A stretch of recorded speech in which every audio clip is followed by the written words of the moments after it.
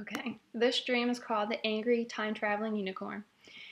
And the dream begins on top of an ancient temple in Cambodia with the sun rising over a lush forest. But my vision blurs, and it looks more like I'm standing upon Mayan ruins. And then I realize the reason I'm confused about where I am is because I am in two places at once. I am at the convergence of two video games, one on top of the other. I'm stuck in the middle, so I'm seeing both of them at the same time. And when I figure this out, I'm ready to go have some breakfast. So I'm with my ex-boyfriend in this diner, whom we'll just call my ex-boyfriend Hans, and we're looking for someone. And I get tired of looking. I sit down in a booth, and the booths are situated very, very close together, and I'm uncomfortable because I have this thing about personal space, and I don't like strangers.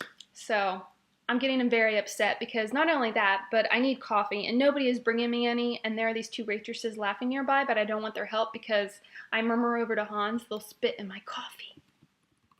So I excuse myself from the table and go up to the buffet and find out that, oh my God, there's only one snack pack left, and it's chocolate flavored, and it's sitting in a bowl of melting ice, and I have to get it. So I try to be quick and sneak in between people to snatch it, and I'm bobbing back and forth looking for an opening, but there are too many people. I fail. And I don't get my snack pack, so it's a very traumatizing nightmare so far. Next, I'm hiding in a hotel with the people Hans and I were looking for earlier. We need their help to get back to where we belong. It's a different time, different planet, dimension, I'm not sure which one. And there's a group of them, led by a blonde-haired woman, and she has her cronies with her, and they're ransacking the room.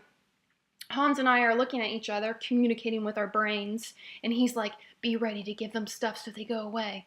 And this confuses me, because I thought they were supposed to help us. But I listen to him and hand them a small jewelry case. The blonde-haired woman opens it and pulls out a necklace. It's several strands of small, thin white beads carved from human bones. She is appeased with the necklace, whispering about how expensive it is. Apparently we get back to where we are going, because that part of the dream ends, and I end up in a bedroom that is empty, and I'm painting it.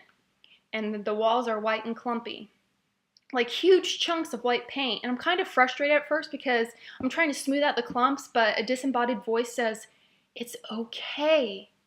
The spaceships will have the same paint.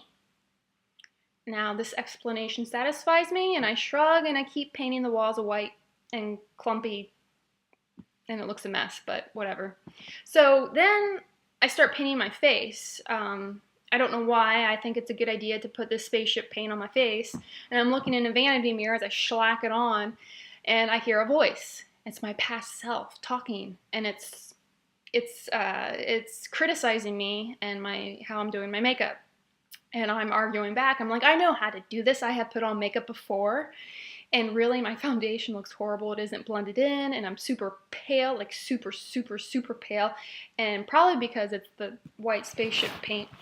I don't know. So then my mother shows up. And she asks why the bathroom sink is clogged, and she asks to see my teeth, and there's food stuck in between them, and she points out I have zits all over my face, and I'm like, gee, thanks, Mom. And apparently the UFO paint does nothing for my complexion. And she points that out to me.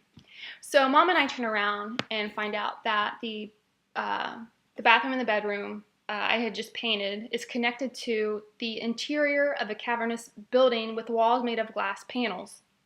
It's a big dome, and there are masses of people, and I realize it's an Irish festival, music festival. My mom's boyfriend James shows up with a schedule and leads us to a band playing in glass-encased booth.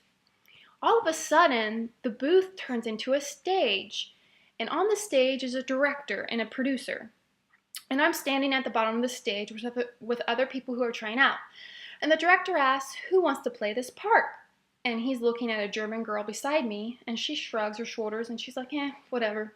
So I raise my hand, and I jump up and down, and then, because I really want the part. So when I start to talk, he tells me to stop. He doesn't like my Dutch accent. Oh, my dream apparently from Holland. So they don't want me. So they go with the French yodeler over there. He's yodeling over in the corner. So pretty upset about that. But anyway, as we're all standing there, a unicorn shows up. And it's an angry unicorn. And he's frowning and snorting and stomping the ground. And we all freeze. And the stage turns back into a booth, and we all lean as far back as we can as the unicorn approaches. And the director whispers out of the corner of his mouth, "Don't move. It can't see you if you don't move." So, there we are, frozen with a unicorn with the sight of a T-Rex about to attack us. And it can't see us. So it bends its head down and it starts stabbing the booth with its horn. And I'm scared, but it looks really pretty funny as it stabs nothing over and over and over again. And I giggle. And the unicorn stops because it heard me. And it walks toward me, and as it stands in front of me, I know I'm a goner. And it pierces me in the heart, and everything goes black, and I think I'm dead. But I didn't die. I traveled back in time. The unicorn sent me to the medieval era. Why? I don't know. But it was pretty grumpy, so I don't feel good about what is happening until I see him. I see my soulmate. And he's a knight, maybe. He's wearing a blue tunic and he has a sword, walking down these castle halls. And we fall in love. But then, tragically, I fall out of a window in one of the towers and I die. So, hundreds of years go by, and I am reborn. I don't remember my past life in the medieval era, and ironically, I am a tour guide in the same castle I met my love, my soulmate. And I'm leading the tour through the same tower I plummeted from to my death. And as I'm walking backwards, talking to the group, I fall out of the window, the same window I fell out hundreds of years ago. But instead of falling to my death again, a tourist catches my arms, and there's another tourist hanging out the window holding his legs. And as I'm dangling there from the tower, trying to grab hold of the stone facade of the tower, I start to remember my past life. And I'm suddenly wearing a medieval era gown. And as I continue to dangle from the castle side, I hear a rumble. And the wall beside me bursts open from within. Someone punched a hole in the tower wall. A man's face appears. He is really rough looking.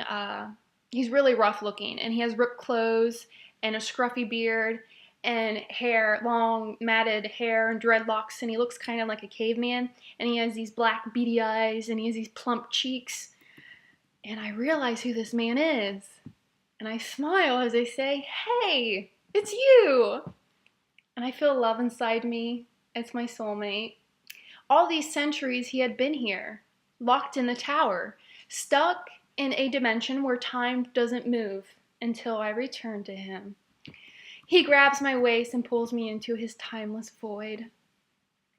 And there we live happily ever after, I suppose. I don't know. I wake up.